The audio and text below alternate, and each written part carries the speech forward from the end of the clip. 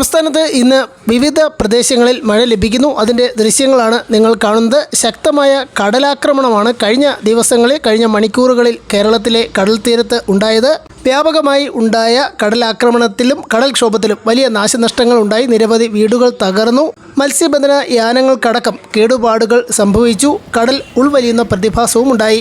ഉയർന്ന തിരമാല ജാഗ്രതാ നിർദ്ദേശം പുറപ്പെടുവിച്ചിട്ടുണ്ട്. കടൽ തീരത്ത് ജാഗ്രത തുടരുകയാണ്. ഡീറ്റെയിൽ ആയ വിവരങ്ങളെല്ലാം നോക്കാം. എല്ലാ ദിവസവും അപ്ഡേറ്റുകൾക്ക് ചാനൽ സബ്സ്ക്രൈബ് ചെയ്യാൻ മറക്കരുത്. കൂടുതൽ ആളുകൾക്ക് എത്തിച്ചേരാൻ വീഡിയോ ലൈക്ക് ചെയ്ത് കാണാൻ ശ്രദ്ധിക്കണം.